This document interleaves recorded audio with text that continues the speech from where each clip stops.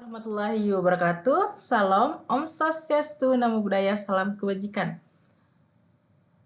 Perkenalkan, nama saya Wahyuniana Putri dengan NIM 25023552021021 dari TI 1. Ini merupakan tugas laporan akhir untuk mata kuliah Arsitektur dan Organisasi Komputer.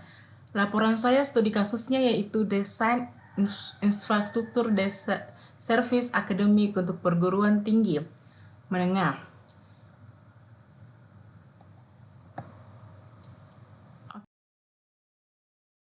Baik, dosen pengampu saya yaitu Pak Dr. Ahmad Ali Hakam Dani, SSI MTI.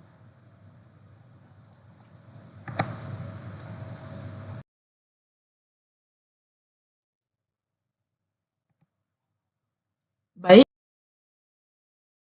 latar belakang masalah yang dari laporan saya merupakan sistem informasi akademik atau SIA adalah tulang punggung operasional kampus. Kendala utamanya pada institusi pendidikan saat ini adalah kegagalan koneksi server akibat trafik yang bersifat konkuren sangat tinggi, misalnya saat periode pengisian KRS online.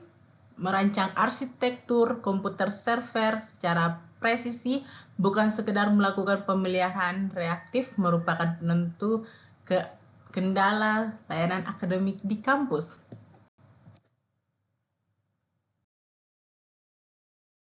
Rumusan masalah yang di dalam laporan saya yang pertama ada kebutuhan dan spesifikasi. Yang pertama adalah bagaimana karakteristik beban kerja workload pada server SIA. Yang kedua, bagaimana merancang spesifikasi hardware, yaitu CPU, memori, I/O, storage yang tepat dan andal. Yang ketiga, bagaimana siklus instruksi CPU saat mengeksekusi kalkulasi data akademik. Berikut adalah analisis kerja dan ISA. Yang selanjutnya, bagaimana hierarki memori memengaruhi latensi akses basis data. Yang kedua, ada berapa performa kuantitatif, yaitu CPI, CPU time, throughput, arsitektur terpilih. Yang ketiga, mengapa arsitektur CIS x86-64 dinilai paling ideal dibanding RISC.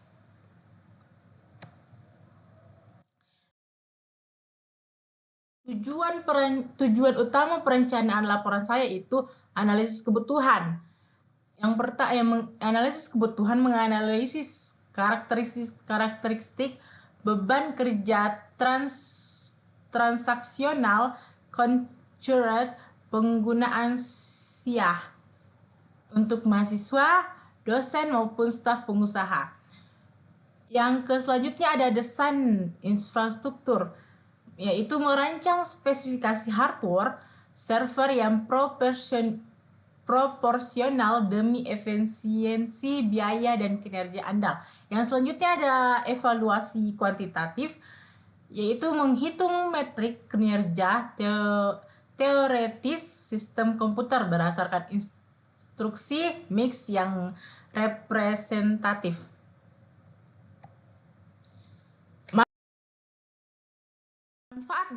Manfaat dan batas masalah dari laporan saya.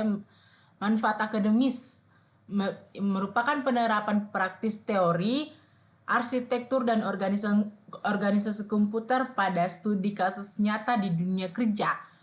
Manfaat praktisnya itu sebagai referensi baselin ilmiah bagi pengelola TI Universitas untuk pengandaian infrastruktur server secara terukur. Yang selanjutnya ada batasan kapasitas. Model dibatasi untuk perguruan tinggi berskala menengah dengan populasi tambah 8.000 sampai 12.000 mahasiswa aktif. Yang selanjutnya ada lingkup Kajian berfokus pada analisis arsitektur komputer, kinerja CPU atau I/O, tidak mencakup detail keamanan siber dan mendalam. Oke, landasan teori dari laporan saya yaitu arsitektur komputer merujuk pada atribut sistem komputer yang tampak bagi programmer, meliputi instruction set architecture atau ISA, pengalaman memori, lebar, bit, data, dan mekanisme antarmuka I/O, dasar sistem. Yang selanjutnya ada organisasi komputer merujuk pada bagaimana atribut arsitektural diwujudkan secara fisik pada komponen hardware meliputi teknologi sinyal kontrol, tipe antarmuka periferal, dan teknologi memori spesifikasi. Yang selanjutnya adalah elemen struktural CPU. Ada arithmetic logic unit, yaitu singkatan dari ALU, yaitu melakukan operasi aritmatika AAD, MUL, dan operasi logika AND atau OR yang dibutuhkan untuk pemrosesan IPK dan manipulasi basis data.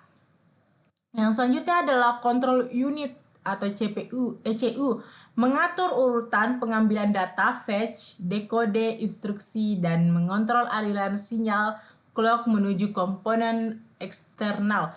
Yang selanjutnya ada register set, yaitu penyimpanan internal berkecepatan ultra tinggi di dalam CPU seperti program, counter, dan instruction register untuk memproses instruksi aktif.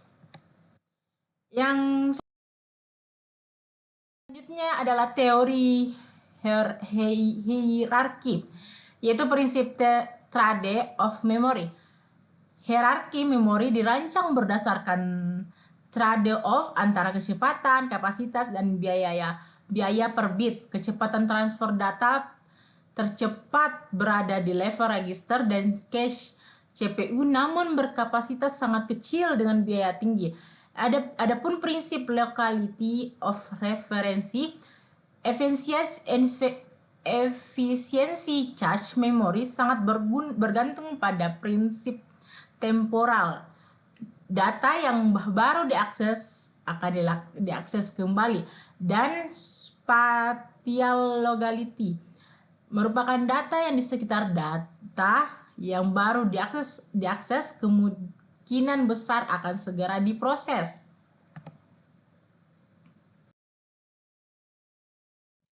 Oke, yang selanjutnya adalah sistem input dan output. Baik programmer I/O, CPU secara aktif mengontrol dan menunggu status berkesiapan perangkat I/O. Metode ini membuang siklus berharga CPU untuk proses polling. Yang selanjutnya interrupt. Driven I/O, perangkat I/O mengirimkan interupsi hardware ke CPU saat siap. CPU dapat memproses tugas komputasi lain selagi menunggu I/O.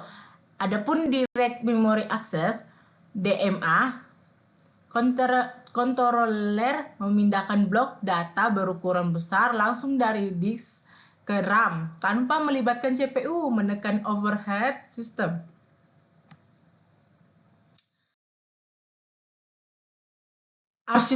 Arsitektur rich dan cheese. Reduction instruksi set, komputer mengandalkan set instruksi sederhana, panjang seragam, dan dieksekusi dalam satu siklus clock tunggal.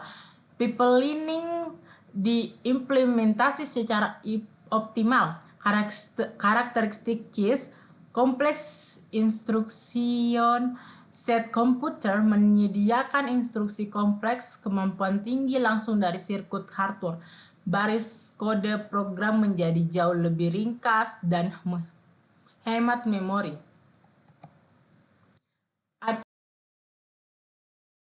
Adapun analisis kasus yang saya dapat, yang pertama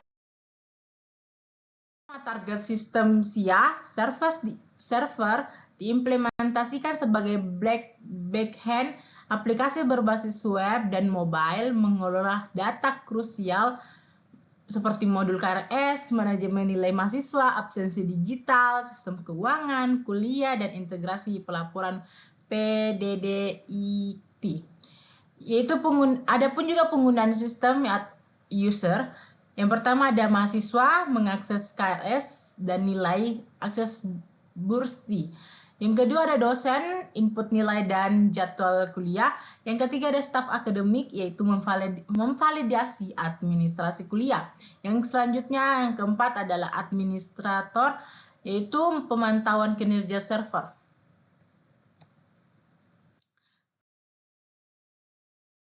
Baik, adapun karakteristik workload SIA, yaitu beban kerja server SIA bersifat transaksional dan sangat dimensional baca atau tulis data ke penyimpanan. Pola beban sangat tidak merata dengan lonjakan trafik ekstrim. Traffic peak saat pengisian KRS serentak di awal semester. Kondisi ini menuntut arsitektur yang andal pada subsistem penyimpanan dan latensi interupsi yang sangat rendah. Oke. Baik, adapun perancangan dari sistem yaitu spesifikasi CPU terpilih Intel Xeon Silver 4310, lithografi 10 nm, 12 core, fisik 24 thread dengan hyper threading. Beroperasi pada frekuensi dasar 2,10 GHz, turbo boost hingga 3,30 GHz, dan chase L3 sebesar 10 MB series. Mendukung error correction (ECC memori) untuk mencegah malfungsi memori akibat gangguan medan listrik. Adapun subsistem memori pertama yaitu kapasitas RAM 128 GB menggunakan konfigurasi 8 channel DDR4 ECC registered. Kapasitas besar dipilih agar seluruh data indeksi basis data operasional SIA dapat ditampung dalam RAM, database, buffer pool, perlindungan memori, ECC, modul RAM, ECC secara otomatis mendeteksi dan mengoreksi kesalahan bit unggal demi mencegah kegagalan sistem pada data nilai akademik.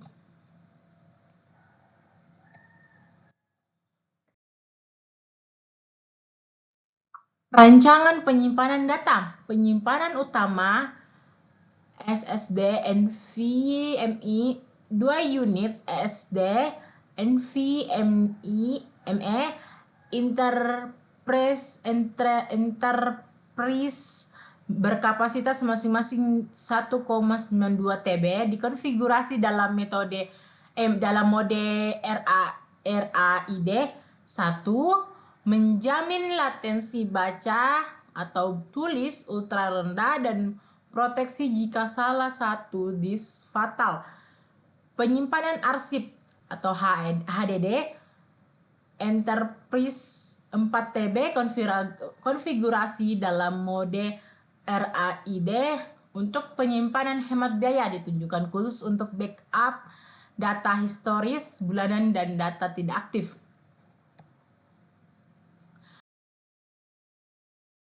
Jaringan dan perangkat I/O NIC 10 gigabit Ethernet dilengkapi redundant link dengan konfigurasi bonding LACP, digunakan menahan lonjakan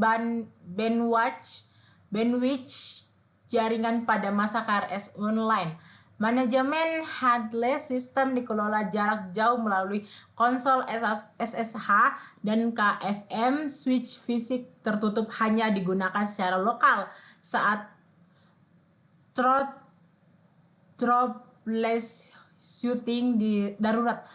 Power supply redundancy dual power supply unit atau PSU hot supply untuk menjamin ketersediaan daya tanpa downtime jika salah satu sumber daya mati.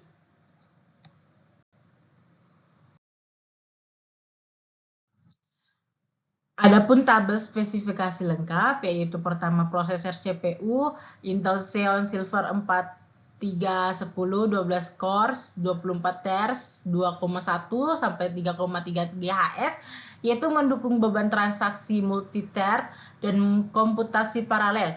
Yang kedua ada arsitektur CISC x86 kurang dari 64 Intel 64, yaitu kompatibilitas software database server yang matang dan stabil, yaitu ada ketiga memori RAM 12 GB DDR4 ECC register 8 channel, yaitu mencegah swapping data ke disk ECC, menjaga integritas data. Yang selanjutnya adalah penyimpanan utama 2x 1,9 TB SSD NVMe RAID 1 mirroring 1 OPS sangat tinggi untuk kecepatan transaksi database SIA.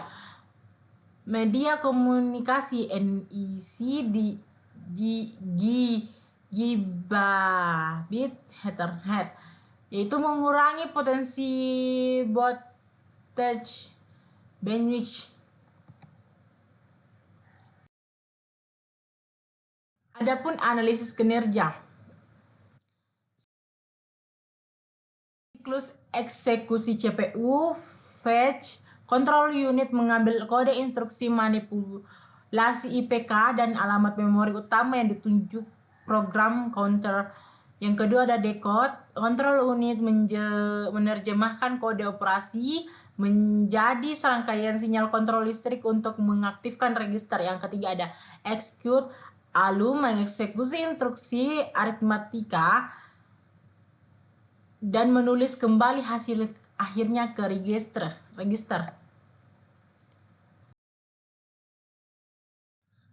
Adapun siklus perhitungan IPK yaitu tahap fetch, yang kedua tahap decode, yang ketiga tahap execute, yang keempat ada tahap write back. Adapun analisis channel dan RAM, perannya itu sebesar 18 MB pada Xeon Silver 4310 menampung data query akademik yang paling sering diakses, menurunkan latensi akses memori secara signifikan karena menghindari sifat stall saat mengambil instruksi berulang. Yaitu pengaruh yang kedua ada pengaruh kapasitas RAM. RAM 128 GB bertindak sebagai buffer utama basis data. Kapasitas besar meminimalkan operasi pembacaan disk fisik sehingga mencegah fenomena matematika sweeping memori yang memicu sistem hang. Adapun analisis I/O dan DAMA, interrupt driven network, DMA transfer, IOPS tinggi, NFI. Adapun perhitungan CPU dan CPU time. Perhitungan waktu CPU per transaksi atau MS 5,95. Adapun rumusnya CPU time sama dengan 5.000 kali 2000. Waktu respon yang sangat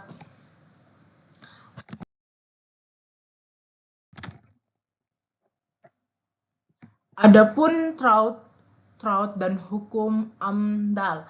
Analisis Trout sistem, satu core CPU terrealisasi mampu memproses transaksi. Adapun hukum HAMDAL, batas atas efisiensi paralel 80.000 dipengaruhi oleh bagian program yang bersifat sekuensial mutlak dan mahasiswa. Baik, kesimpulan dan rekomendasi dari laporan saya yaitu kesimpulan desain server dan Intel Xeon Silver 4310 RAM 128 GB ECC dan SSD FME RAID 1 dinilai sangat profesional untuk kapasitas 8.000 sampai 12.000 mahasiswa aktif.